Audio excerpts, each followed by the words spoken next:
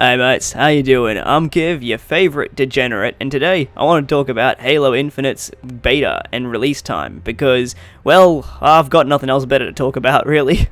And while we wait for Infinite, I betcha, as soon as I upload this video, there'll be some kind of news that we could talk about, just knowing my luck.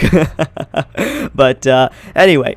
Today, I want to talk about if the beta is going to be happening towards the end of this year or if we're going to be seeing it early next year, because we may have a hint of that thanks to the Monster Energy promotion, because we basically saw that with the Monster Energy drinks you could see a couple camos and stuff like that. I'm not going to go into that sort of stuff because you guys would already be pretty well aware of it. But the people who are redeeming these Monster Energy drink emblems and camos and stuff, it says that you get them in February 2021, which is leading some people to think, oh hey, is this going to be where we get a release? And it just doesn't make enough sense to me for it to be released that soon, because that sounds too good to be true, because we've basically had the game delayed until further notice. But if it was only going to be a small delay, then they would have told us in advance and said, okay, we're only delaying it just a couple months here.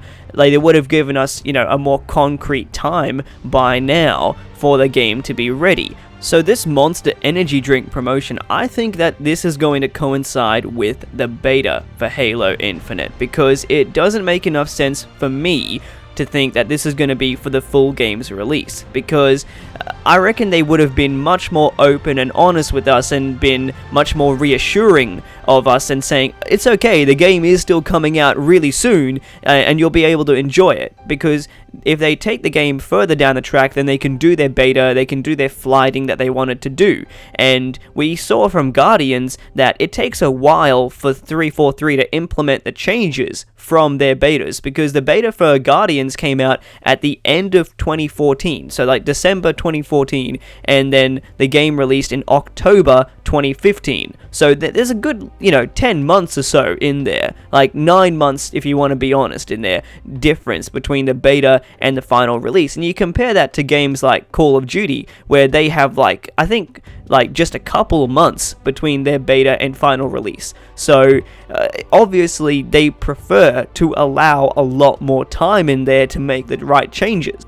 The reason I make this video is because it was sparked by Sean W's comments relating to the new Xbox section of the website, where because they obviously have all of this promotional material ready to go, and Halo Infinite was meant to be a launch title for the Series X, and now 343 has turned around and said it's not ready, so because of that they have to slap all of the marketing with a little fine print saying coming soon. So I don't think it's too much to be excited over. I don't think it means anything. I reckon it's just Microsoft getting on top of all of this and trying to be ahead of the curve. I really don't think that this is going to be something that we'll be seeing sometime soon. I think we'll be able to see a beta down the track in a couple of months, but I don't see the game being suddenly, pushed forward to early 2021. I think that is too good to be true, and I would much rather it if they take their time,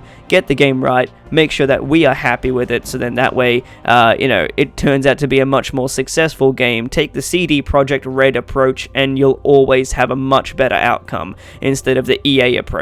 So, yeah. Anyway, that's just about it from me, and that's my thoughts on the matter, but I'll leave some links in the description down below so you guys can check it out for yourself, and that's about it from me. So, I'll see you all on the next one. I've been Kiv, and I'm out.